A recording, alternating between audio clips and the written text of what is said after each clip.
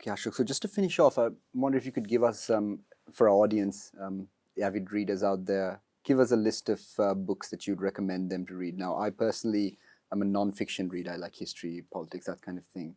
Maybe if you can give us some fiction books that you think anybody of a certain age should probably read, that might get them into reading a little more, something they might enjoy. Just something off the top of your head. Yeah, now that's really difficult because if there are 50 people in a room, they're each different and they'll each be fired up by a different book. Right. I'll just tell you what fires me up. Yes. In my case, because I write funny, I write humorous, it's satire.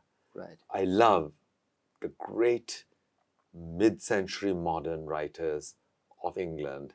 So you have Graham Greene, Okay. Evelyn Waugh, and at the other end, the more frivolous end, P.G. Wodehouse. You can't get a finer writer than that. I've actually read P.G. Wodehouse. Oh, there you are. But that's fantastic. The ones with Jeeves, where he's running around, his butler. Yeah. And a modern day take on that is Alexander McCall Smith. Okay. Do you know? Gosh, read any of those books. They're just bubbling with effervescence and humor and plain goodness. So, you get a very clear idea of what life is like. And maybe real life is different to that. But who wants real life? You want that other dream world where things are good, where things are happy. Okay, so he's one of those writers. So I suppose art gives you a certain level of escapism, don't they, from modern society? And that's not a bad word. It's taken on bad connotations today. But we all escape at weekends. We all head off somewhere else, to the hills, to the mountains, to the beach.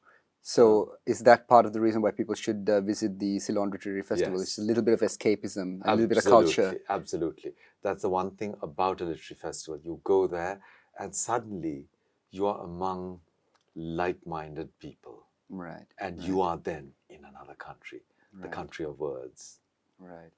I know you answered this question in an interview recently, but I wanted to ask it again for the video audience. There's a little bit about the Gaul Literary Festival that people think, oh, it's a little bit posh.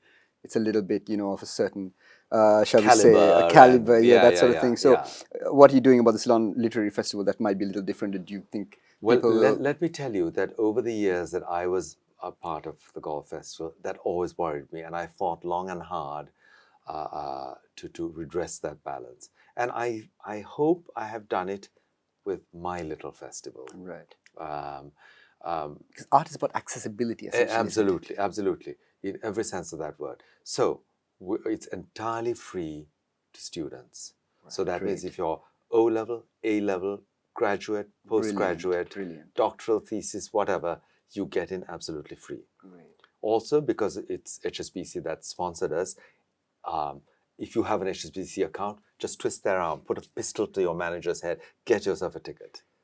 The people in the middle, sadly, are charged a fair amount. I still think it's too much. So I've been told by the owners of the festival, the organizers, please explain it as follows.